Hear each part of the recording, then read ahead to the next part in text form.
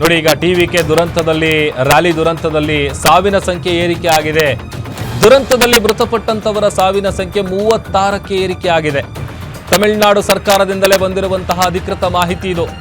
33 ಇದ್ದಿದ್ದು 36 ಆಗಿದೆ. ಈಗ ದುರಂತದಲ್ಲಿ ಮೃತಪಟ್ಟಂತವರ ಸಂಖ್ಯೆ ಕ್ಷಣ ಕ್ಷಣಕ್ಕೂ ಜಾಸ್ತಿ ಆಗ್ತಾ ಇದೆ.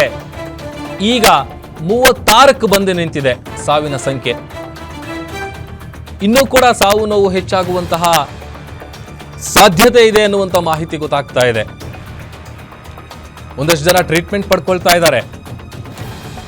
ಇನ್ನೊಂದಷ್ಟು ಮಂದಿ ಸ್ಥಿತಿ ಬಹಳ ಗಂಭೀರವಾಗಿದೆ. ಉಳಿತಾರೋ ಇಲ್ವೋ ಗೊತ್ತಿಲ್ಲ. ಬಟ್ ಆದರೆ ಅವರನ್ನು ಉಳಿಸಬೇಕು ಅಂತೇಳಿ ಎಲ್ಲಾ ಪ್ರಯತ್ನಗಳನ್ನ ವೈದ್ಯರು ಮಾಡ್ತಾ ಇದ್ದಾರೆ.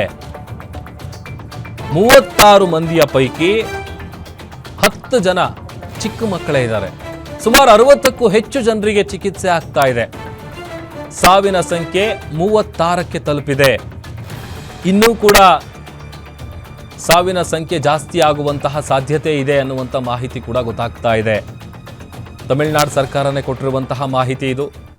ಸುಮಾರು 60ಕ್ಕೂ ಹೆಚ್ಚು ಮಂದಿ ಚಿಕಿತ್ಸೆಯನ್ನು ಪಡ್ಕೊಳ್ತಾ ಇದ್ದಾರೆ. ಅದರಲ್ಲಿ ಇನ್ನ ಎಷ್ಟು ಜನ ಸ್ಥಿತಿ ಕ್ರಿಟಿಕಲ್ ಆಗಿದೆ ಗೊತ್ತಿಲ್ಲ. ಬಟ್ ಅವರನ್ನು ಉಳಿಸ್ಕೊಳ್ಬೇಕು ಅಂತೇಳಿ ಎಲ್ಲ ಪ್ರಯತ್ನಗಳನ್ನು ಮಾಡ್ತಾ ಇದ್ದಾರೆ.